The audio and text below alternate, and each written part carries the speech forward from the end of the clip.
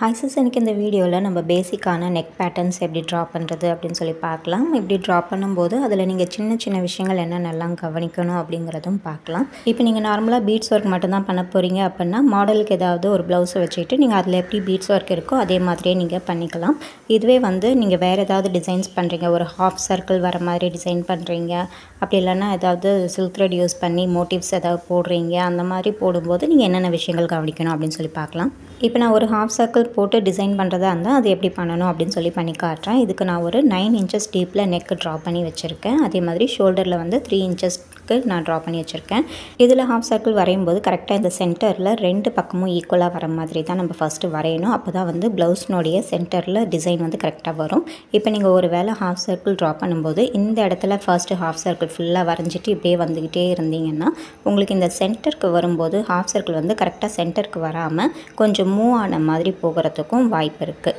அப்படி மூவ் ஆகி இருந்துச்சுன்னா அது கொஞ்சம் பார்க்க ஆடாக இருக்கும். சில டிசைன்ஸ் மூவ் ஆகி இருந்தாலும் ஒன்றும் தெரியாது, சில டிசைன்ஸ் மூவ் ஆகி இருந்தாக்கா அது பார்க்க வித்தியாசமாக தெரியும். இப்போ நீங்கள் சென்டர்லேருந்து சர்க்கிள் ட்ரா பண்ணும்போது இந்த ஷோல்டருக்கு சர்க்கிள் ஹாஃப் சர்க்கிள் மட்டும்தான் வருது அப்படின்னா இந்த சைடும் நம்மளுக்கு ஷோல்டரில் ஹாஃப் சர்க்கிள் மாதிரி வந்தால் தான் அது பார்க்குறதுக்கு ஈவனாக இருக்கும், ஒரு ப்ரொஃபஷ்னல் ஒர்க் பண்ண மாதிரி இருக்கும். ஒரு சைடில் ஃபுல் சர்க்கிளும் இன்னொரு சைடில் ஹாஃப் சர்க்கிளும் வந்ததுன்னா அந்த ஒர்க்கை பார்க்க ஒரு ப்ரொஃபஷ்னல் ஒர்க் மாதிரி இருக்காது, ரொம்ப பிகினர்ஸ் பண்ணுற ஒர்க் மாதிரி இருக்கும். ஓகேங்களா? இப்போ இதில் எப்படி ஹாஃப் சர்க்கிள் ட்ரா பண்ணுறது அப்படின்னு சொல்லி பார்க்கலாம். இதுக்கு நான் ஒரு ப்ரோ சர்க்கிள் ஸ்கேல் எடுத்துக்கிறேன். இந்த ஸ்கேலில் நம்பர் 30 சர்க்கிள் யூஸ் பண்ணி தான் நான் ஹாஃப் சர்க்கிள் ட்ரா பண்ண போகிறேன். நீங்கள் கண்டிப்பாக இந்த ஸ்கேல் யூஸ் பண்ணி தான் ட்ரா பண்ணணும் அப்படின்னு இல்லை. நீங்கள் ஏதாவது சார்ட்லேயோ இல்லை பேப்பர்லேயோ ஒரு சர்க்கிள் ஷேப்பை கட் பண்ணிவிட்டு அதுக்கப்புறம் அதை யூஸ் பண்ணி கூட நீங்கள் ட்ரா பண்ணிக்கலாம். இப்போ இந்த ஸ்கேலில் பார்த்தீங்கன்னா இதிலே அந்த சர்க்கிளோடைய மிட் பாயிண்ட் கொடுத்துருப்பாங்க. இந்த மிட் பாயிண்ட் நீங்கள் இந்த ப்ளவுஸுக்கு நம்ம ஃபோல்டு பண்ணி மிட் பாயிண்ட் கண்டுபிடிச்சி வச்சுருக்கோம் இல்லைங்களா, இந்த ப்ளவுஸ்னுடைய சென்டர் இருக்குது இல்லைங்களா, அந்த சென்டரில் இந்த சர்க்கிளோடைய மிட் பாயிண்ட் வர மாதிரி கரெக்டாக வச்சுக்கிட்டிங்கன்னா உங்களுக்கு இந்த சர்க்கிள் இந்த சென்டர்லேருந்து 2 சைடும் கரெக்டாக ஹாஃபாக கிடைக்கும். இப்போ இந்த சர்க்கிளில் இருக்க இந்த 2 மிட் பாயிண்ட்டையும் நான் இந்த ப்ளவுஸை நம்ம மடித்து வச்சு அந்த சென்டர் ஃபோல்டிங் கொடுத்துருக்கோம் இல்லைங்களா, அந்த ஃபோல்டிங் மேலே இந்த 2 மிட் பாயிண்ட்டை வச்சுருக்கேன். இந்த மாதிரி வச்சிங்கன்னா உங்களுக்கு சென்டரில் கரெக்டாக ஹாஃப் சர்க்கிள் கிடைக்கும். இந்த ஹாஃப் சர்க்கிள் ட்ரா பண்ணுறதுக்கு முன்னாடி நீங்கள் கவனிக்க வேண்டிய விஷயம், இந்த இடத்துல நீங்கள் சரி அவுட்லைன் கொடுப்பீங்க, லோட் ஸ்டிச் கொடுப்பீங்க, பீட்ஸ் லைன் கொடுப்பீங்க, அதுக்கெல்லாம் எவ்வளோ இடம் தேவைப்படும் அப்படிங்கிறத ஃபஸ்ட்டு விட்டுட்டு அதுக்கப்புறம் ஹாஃப் சர்க்கிள் ட்ரா பண்ணணும். இந்த லைனை ஒட்டியே ஹாஃப் சர்க்கிள் ட்ரா பண்ணிடக்கூடாது. இதுக்கு நம்ம ஒரு 2 லைனுக்கு சரி த்ரெட் கொடுப்போம், அதுக்கப்புறம் பீட்ஸு அந்த மாதிரி கொடுப்போம். அது எல்லாத்துக்கும் சேர்த்து ஒரு 1/4 இன்ச்சுக்காவது ஒரு இடம் விட்டுட்டு அதுக்கப்புறமா ஹாஃப் சர்க்கிள் ட்ரா பண்ணிக்கலாம்.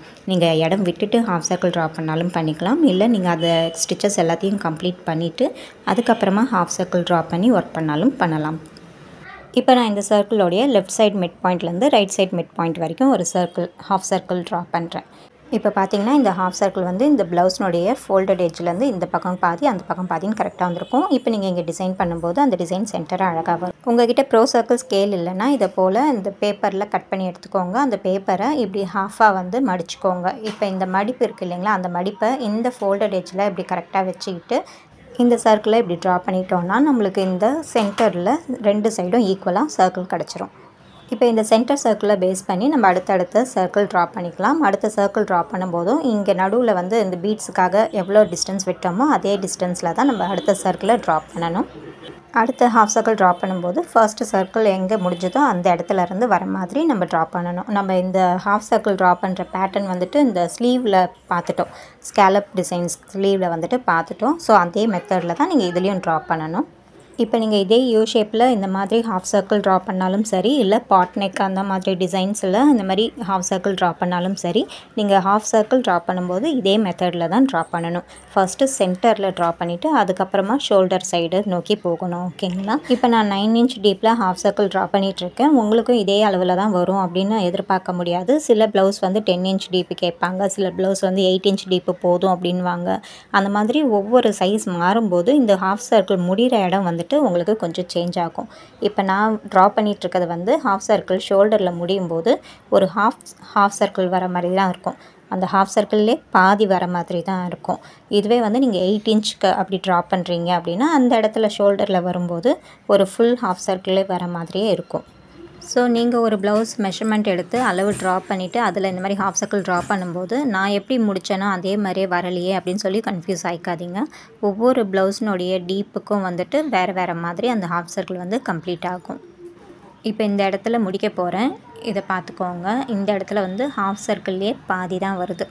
ஓகேங்களா? இப்போ இந்த இடம் எப்படி வந்திருக்கோ அதே மாதிரி தான் நம்மளுக்கு ஆப்போசிட் சைட்லேயும் வரணும். ஸோ இந்த ஒரு சைட் நம்ம ட்ரா பண்ணால் போதும். அடுத்து இந்த பேப்பரை வந்து இப்படி ஃபோல்டு பண்ணி வச்சுக்கிட்டு அடுத்த சைடு நம்ம ட்ரா பண்ணிக்கலாம். இப்போ நீங்கள் இந்த பேட்டர்ன் ட்ரா பண்ணும்போது இந்த பேப்பர்லேயே வந்து ஏதாவது ஒரு மூலையில் இந்த நெக் டீப் எவ்வளோ இருக்குது, இந்த ஷோல்டர் என்ன அகலத்துக்கு இருக்குது அப்படிங்கிறத மார்க் பண்ணி வச்சுக்கோங்க. ஏன்னா இதே வந்து அளவு வந்து அடுத்த ப்ளவுஸுக்கு யூஸ் ஆகும்னு சொல்ல முடியாது. ஏன்னா அடுத்த ப்ளவுஸுக்கு வந்து வேறு மாதிரி மெஷர்மெண்ட் இருக்கும். ஸோ சேம் டிசைனை நீங்கள் கொண்டு போய் இன்னொரு ப்ளவுஸுக்கு யூஸ் பண்ண முடியாது. ஒருவேளை உங்களுக்கு லக்கா இதே அளவுக்கு இன்னொரு ப்ளவுஸ் வந்திருக்கு அப்படின்னாக்கா நீங்கள் இதை எடுத்துகிட்டு நீங்கள் டக்குன்னு யூஸ் பண்ணிக்கலாம். இப்போ இந்த ஆப்போசிட் சைட்லேயும் பேட்டர்ன் ட்ரா பண்ணி முடிச்சிட்டேன். இப்போ ஓப்பன் பண்ணி பார்த்தீங்கன்னா 2 சைடு ஷோல்டர்லேயும் வந்துட்டு நம்மளுக்கு ஒரே மாதிரி டிசைன் கிடச்சிருக்கும். நீங்கள் இதில் இருக்கிற சர்க்கிள் மட்டும்தான் யூஸ் பண்ணணும் அப்படின்னு இல்லை. நீங்கள் தனியாக வேறு சைஸ் சர்க்கிள் கூட ட்ரா பண்ணிவிட்டு இந்த ஹாஃப் சர்க்கிளை விட இன்னும் பெரிய ஹாஃப் சர்க்கிளாக கூட ட்ரா பண்ணிவிட்டு நீங்கள் இந்த மாதிரி பேட்டர்ன்ஸ் வரைஞ்சிக்கலாம். இப்போ இந்த ஹாஃப் சர்க்கிள்குள்ளே நான் ஒரு சின்ன சின்ன சர்க்கிள் போட்டுக்கிறேன். இந்த சர்க்கிளில் நீங்கள் ஃப்ரெஞ்ச் நாட் ஃப்ளவர் போட்டுக்கலாம். அப்படி இல்லைன்னா பீட்ஸ் யூஸ் பண்ணிவிட்டு ஃப்ளவர் மாதிரி ஸ்டிச் பண்ணிக்கலாம். இந்த பீட்ஸும் சமிக்கியும் யூஸ் பண்ணி ஃப்ளவர் மாதிரி ஸ்டிச் பண்ணி நம்ம கிளாஸ் ஏற்கனவே பார்த்துருக்கோம். அந்த மாதிரி ஃப்ளவர்ஸ் ஸ்டிச் பண்ணலாம்.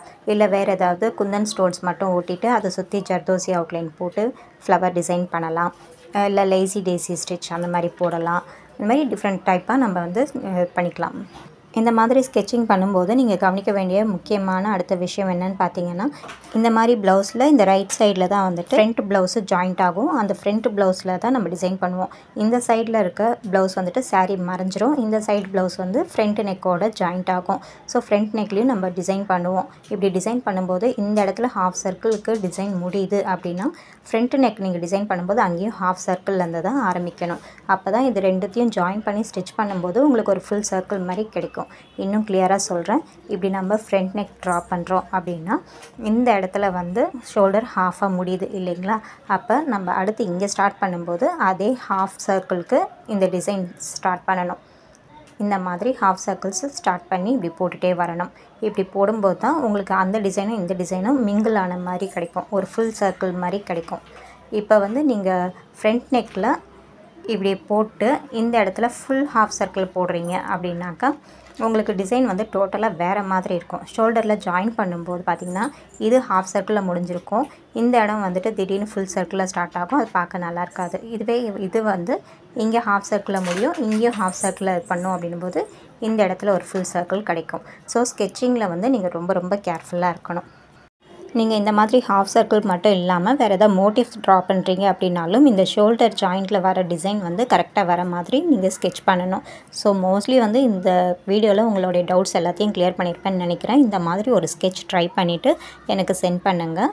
அப்போ தான் வந்து உங்களுக்கு இதில் இருக்கிற டவுட்ஸ் வந்து கிளியர் ஆகும். ஓகேங்களா? தேங்க்யூ.